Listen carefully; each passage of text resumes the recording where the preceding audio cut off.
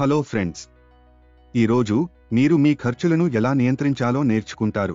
తద్వారా మీ వ్యాపారం దాని ఖర్చులను భరించడానికి తగినంత డబ్బు సంపాదించే స్థాయికి త్వరగా చేరుకోగలదు మరియు చివరికి తెలివిగా వృద్ధి చెందుతుంది, దాని విలువను పెంచుతుంది.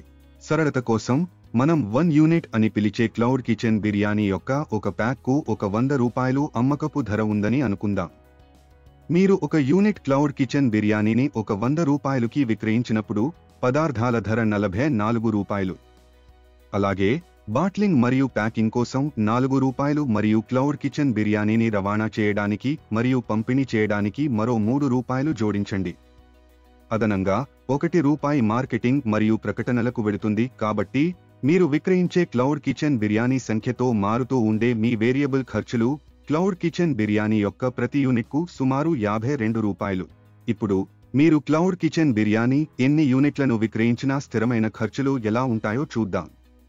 మీరు క్లౌడ్ కిచెన్ బిర్యానీని ఒక ₹100కు విక్రయించినప్పుడు ఫ్యాక్టరీ స్థలాన్ని అద్దెకు ఇవ్వడానికి ₹1, విద్యుత్, నీరు వంటి వినియోగాల కోసం మరో ₹1, మీ కార్మికులకు చెల్లించడానికి ₹6 వరకు కేటాయించండి.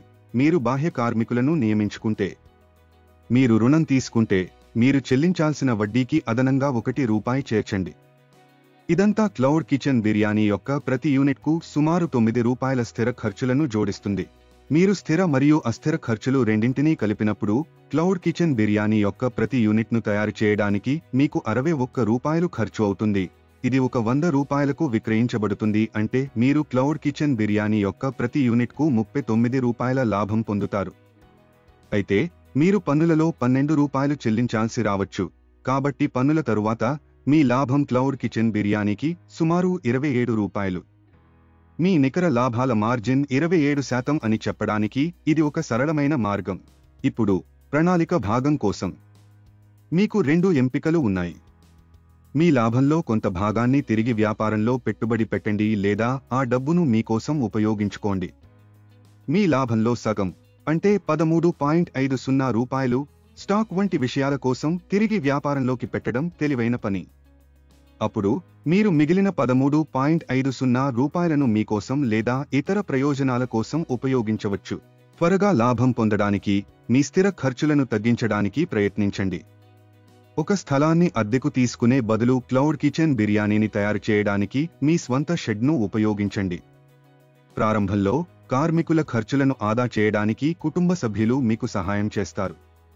రుణాలు తీసుకునే బదులు మీ సొంత డబ్బును ఉపయోగించుకోండి లేదా స్నేహితులు, కుటుంబం మరియు వ్యాపార భాగస్వాముల నుండి సహాయం పొందండి. ఈ విధంగా మీరు క్రమం తప్పకుండా వడ్డీ చెల్లించాల్సిన అవసరం ఉండదు. స్థిర చెల్లింపుకు బదులుగా లాభాలలో వాటాను వారికి అందించండి. మీరు ఈ ఖర్చులను తక్కువగా ఉంచుకుంటే మీరు 2వ నెల నాటికి లాభం పొందడం ప్రారంభించవచ్చు. మీ వినియోగదారులు మీ ఉత్పత్తులను ఇష్టపడినప్పుడు మరియు మీ వ్యాపారం పెరిగినప్పుడు దానిని నడపడానికి మీకు ఎక్కువ డబ్బు అవసరం. మీరు ఎక్కువ మెటీరియల్లను కొనుగోలు చేయాలి, ఎక్కువ ఉత్పత్తులను తయారు చేయాలి మరియు పూర్తయిన వస్తువులకు తగినంత డబ్బు మరియు దుకాణాలకు క్రెడిట్ కలిగి ఉండాలి. ఇక్కడే తగినంత పని మూలధనం ఉండటం ముఖ్యం.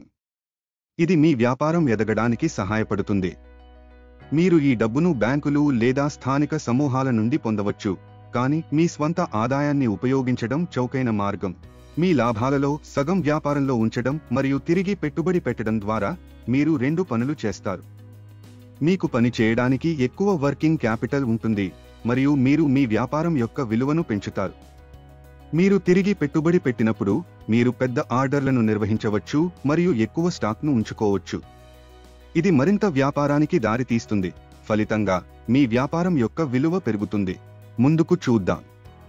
మీరు దుకాణాల సంఖ్యను పెంచడం కొనసాగిస్తే మొదటి సంవత్సరం చివరిలో మీ వ్యాపారం విలువ ₹48 లక్షల నుండి ₹64 లక్షల వరకు ఉండవచ్చు.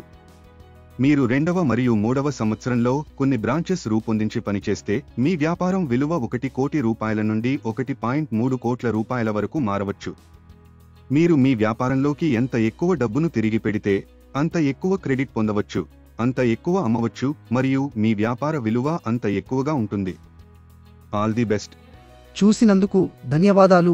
దయచేసి లైక్ చేయండి, షేర్ చేయండి, వ్యాపార్ కోచ్ ఛానల్కు సబ్స్క్రైబ్ చేయండి.